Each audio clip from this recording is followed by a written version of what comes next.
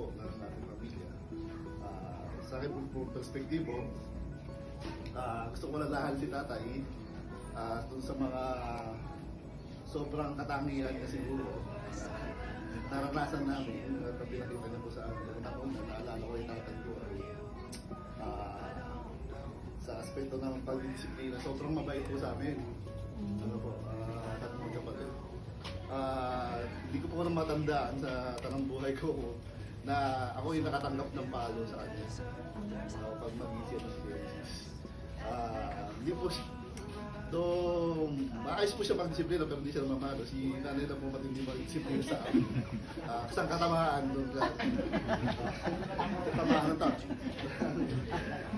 Lalala ko mga bata kami. Itatay pala to, no?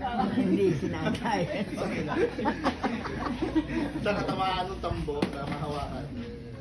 Sa uwi si tatay, titignan yung mga pasa namin. Ano nangyari sa inyo? Sinanay po.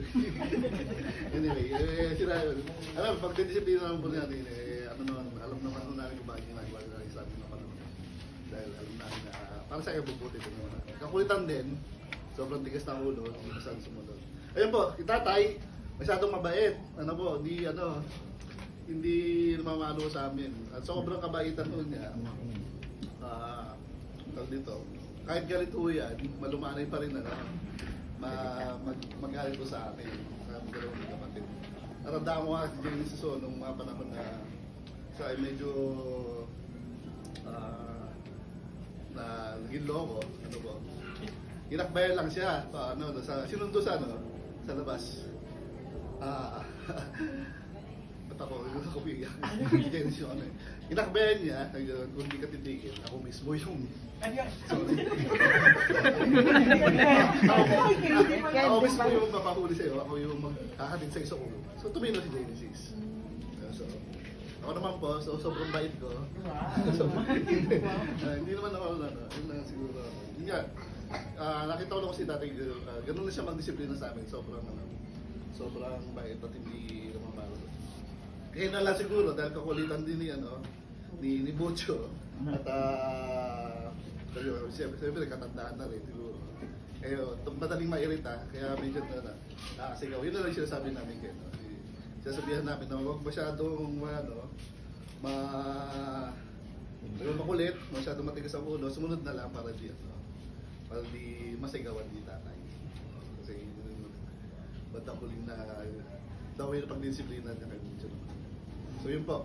Pangalawa, gusto ko nalalahan din si tatay bilang sobrang matyaga din. Matyaga at matiisin. Nung panahon po kami nag-aaral nung college, ako nung college po sa high school Genesis. Para mapag-aaral lang po niya kami. Kasi nanay, maaga siya nag-resign nag-retire pa na. Nag-retire sa kanyang trabaho sa PNL.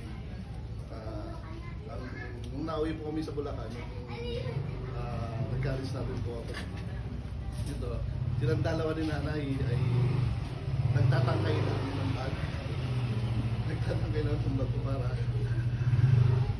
may pambaon.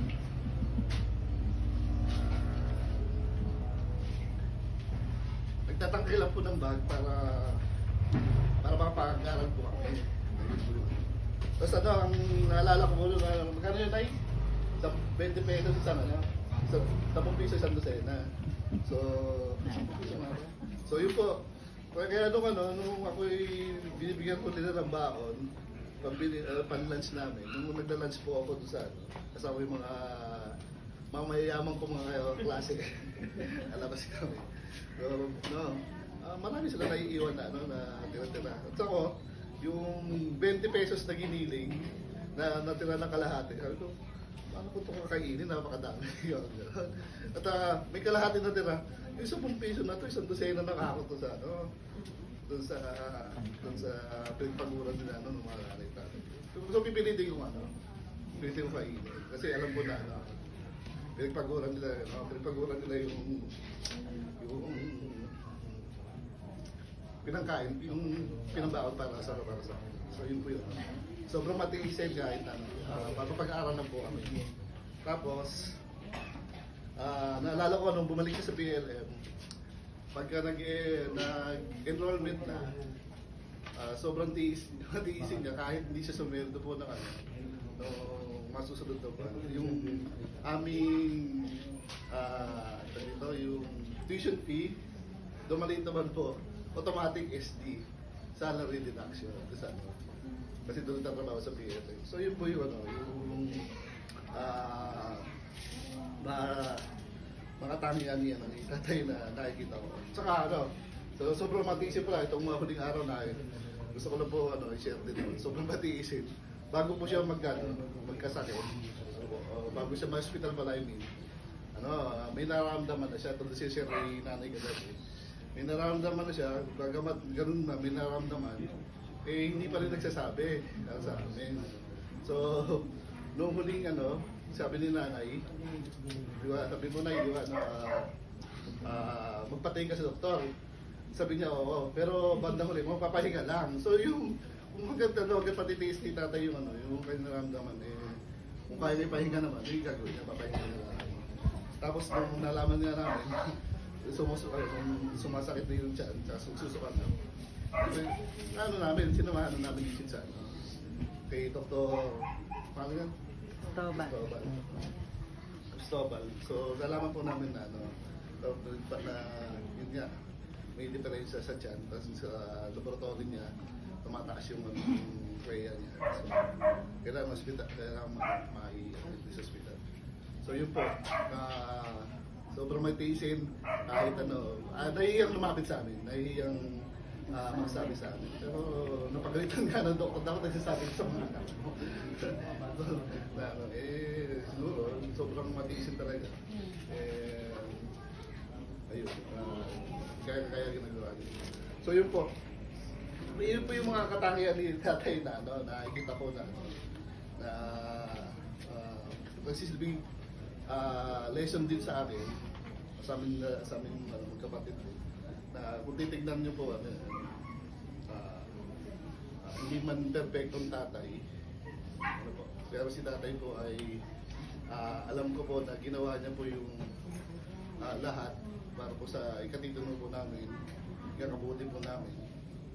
At alam ko na ginawa niya yun dahil alam ko na mahal niya po yung pamilya niya. So yun po, isang bagay na yung pagmamahal na yun po yung aking mapanghahawakan din at pwede kong sabihin na pwede ko rin i-apply sa pamilya ko, sa aking pamilya. So yun po, ganun ko po alalahanin si tatay, kung siya naalala. Yung mga bagay, napakarami po too much to say, baka ako, hindi tayo matapos sa service natin. Anyway, so salamat po sa inyong kainin.